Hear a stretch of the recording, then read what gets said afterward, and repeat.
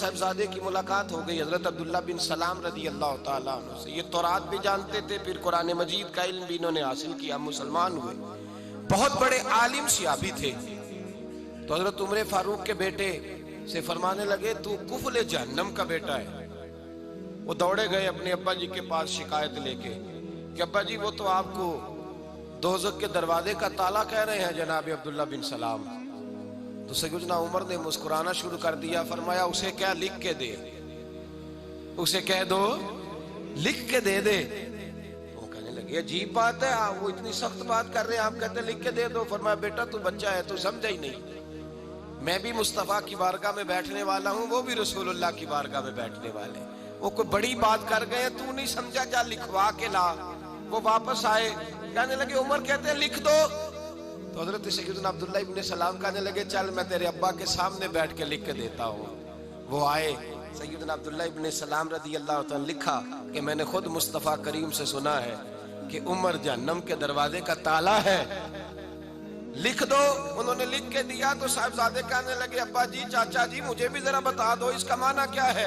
تو حضرت عبداللہ ابن سلام کہنے لگے بیٹے اس کا مطلب یہ ہے کہ جب تک عمر دنیا میں رہے گا جہنم کو تالا لگا رہے گا، یہ لوگوں کو گناہ نہیں کرنے دے گا، یہ آڑ بن جائے گا، یہ جانے نہیں دے گا لوگوں کو دوزخ میں، دروازہ بند رہے گا جب تک. اتنا بڑا شخص جو گناہ کرنے ہی نہ دے، جس کے بارے میں نبی پاک فرمائے کہ میرا عمر جس گلی سے گزرے شیطان رستہ ہی بدل جاتا ہے، وہی عمر فاروق رضی اللہ تعالیٰ، وہی عمر فاروق رضی اللہ تعالیٰ. انہی جناب عمر فاروق کا حال یہ ہے کہ وہ آخری عمر مبارک ہے، گھر کے اندر بیٹھے ہیں تو پھوٹ پھوٹ کے رونا شروع کر دیا، تڑپ کے روئے، تڑپ. زوجہ کہنے لگی بیٹے سے کہ پتہ کرو تمہارے باپ کو کوئی مسئلہ تو نہیں، تکلیف تو نہیں، طبیب کا بندوبست کرو. شہزادے اٹھے، ابا جی کیا بات؟ کہا بیٹا کوئی بات نہیں، اماں کو بلاؤ. والدہ بھی آ گئیں، جناب عمر کی زوجہ بیٹھ گئیں. کیا بات ہے، کیوں رو رہے ہیں؟ فرمانے لگے آج مسجد سے نکلا تھا تو میرے مصطفیٰ کے صحابہ مجھے نیک کہہ رہے تھے. تو کہا جناب یہ رونے والی بات ہے خوش ہونے والی؟ آپ فرمانے لگے نہیں، ایک خیال نے مجھے ستا دیا ہے کہ باہر تو میں ٹھیک رہا ہوں، پتہ نہیں تمہارے حق میں بھی اچھا رہا ہوں کہ نہیں. زوجہ سے کہنے لگے پتہ نہیں تیرے بھی حقوق ادا ہوئے کہ نہیں، تیری وجہ سے نہ الجھ جاؤں، بیٹے کی وجہ سے نہ الجھ جاؤں. بندہ کتنا بڑا ہے، خوف کتنا زیادہ. تو ٹھٹائی کے ساتھ مسجد نہیں جاتا، تو اپنی مرضی سے جاتا ہے. کوئی خیر کا کام تو کرتا ہے تو اپنی موج میں آ کے کرتا ہے، اور تو کہتا ہے اللہ معاف کر دے گا. راتی ساری کر کر زاری، او نیند اکھاں تھی توندے تے فجر اوہی گناہگار کا آون سب تو نیمے ہوندے. وہ ساری رات نماز پڑھتے ہیں، والذین یبیتون لربہم سجدا وقیاما والذین یقولون ربنا اصرف عنا عذاب جہنم ان عذابہا کان غراما. اللہ فرماتے ہیں میرے بندے وہ ہیں سارے رات سجدے اور قیام میں گزار دیتے ہیں، اور سویرے اٹھ کے یہ نہیں کہتے میں تہجد گزار ہوں، میں عبادت گزار ہوں. سویرے اٹھتے ہیں تو کہتے ہیں خدایا معاف کر دے، تیرا عذاب بڑا سخت ہے، اے اللہ ہمیں اپنے عذاب سے محفوظ فرما. لوگوں نے عجیب دھوکے میں مبتلا کر لیا ہے اپنے آپ. حضرت عمر رونے لگے، بیوی سے کہنے لگے معاف کر دے، ڈر آتا ہے، اللہ کے حضور حساب دینا ہے. عدل کرے تے تھر تھر کمبن اچیاں شانہ والے، فضل کرے تے بخشے جاون میرے جے منہ کالے.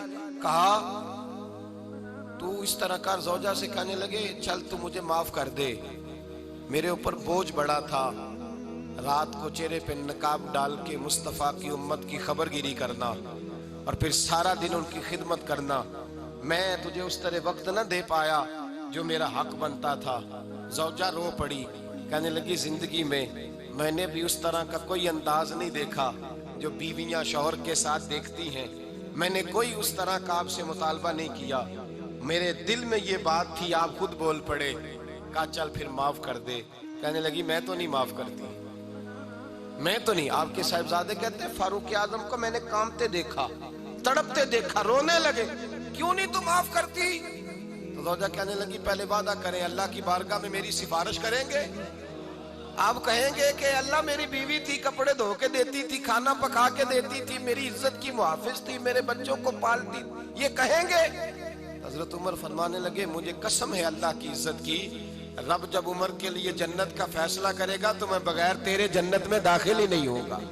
جتنا بڑا آدمی ہے اتنا زیادہ ڈر رہا ہے. یہاں ڈٹائی کو اللہ نے معاف کر دینا ہے اور معاذ اللہ تعالیٰ ایسا عجیب لفظ بولتے ہیں, عجیب جملہ کہتے ہیں بھائی اللہ چاہے تو بے نمازی کو نہ بخشے اور میں نے کبھی نہیں پڑھی تو مجھے بخش دے. میں نے کہا یہ بات ٹھیک ہے کہ اللہ بڑا بے نیاز ہے پر بے انصاف تو نہیں نا. بے نیاز ہے, بے انصاف. اپنے اس نے قانون بنائے ہیں, اس کے محبوب نے قانون واضح کیا ہے. تو یہاں رحمت الہی کا غلط مطلب لوگ بیان کرتے ہیں. رحمت الہی کا مطلب تو یہ تھا کہ تو ساری نیکی کر, ساری پرہیزگاری کر. رحمت کا وہ معنی دیکھ جو تیرے رسول نے بیان کیا ہے. میرے مصطفیٰ نے ساری زندگی گزار دی اللہ کو راضی کرنے میں. حضرت عائشہ صدیقہ فرماتی ہیں آخر میں مصطفیٰ فرماتے کیا ہے, کہتے ہیں عائشہ مجھے بھی میرا عمل جنت میں نہیں لے کے جائے گا, میں بھی خدا کے فضل سے جنت میں جاؤں گا. یہ امید رحمت الہی ایک مطلب تو یہ. پھر کچھ لوگ کہتے ہیں حضور ہماری سفارش کریں گے, نبی پاک ہماری, بولیے جاگ رہے ہیں آپ لوگ, حضور ہماری, ہاں وہ اللہ خیر کرے. ہم ذرا خشک لوگ ہیں نا تو کئی دفعہ خشک باتیں کرتے ہیں. میں نے کہا تھا 2-4 دن پہلے بھی کہ نعت ہمارا ایمان ہے, پر نعت عمل کا درس دیتی ہے, بے عملی اور بد عملی کا درس نہیں دیتی. بد عملی کا درس نہیں دیتی کہ نعت خواں اٹھ کر کے کہے کہ بس چھٹی, میں عشاء کی نماز پڑھ کے آیا ہوں اور فجر پتہ نہیں میں کب پڑھوں گا اور جو میرے منہ میں آئے گا میں کہہ دوں گا اللہ ماشاءاللہ, بس نعت پڑھوں گا تو سفارش ہو جائے گی. او خدا کے بندے, جس بندے سے انسان نے سفارش کرانی ہوتی ہے اس سے اس کا کوئی تعلق بھی تو ہونا چاہیے نا, کوئی رشتہ بھی تو ہونا چاہیے نا. کیا نبی پاک کی غلامی صرف یہ ہے کہ حضور کے نعرے لگا دیے جائیں, کہ غلامی مصطفیٰ صرف اتنی ہے کہ جب بندہ محفل میں آئے تو وہ واہ واہ سبحان اللہ الحمدللہ یا رسول اللہ, معاملہ ختم ہو گیا.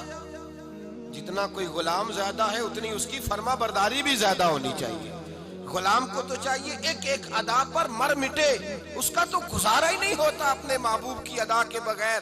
تو شفاعت مصطفیٰ کی امید رکھتا ہے اور حضور کی سنت پر عمل نہیں کرتا. وہ جنہوں نے زندگیاں گوا دی, لگا دی رسول اللہ کے دین کی نوکری میں.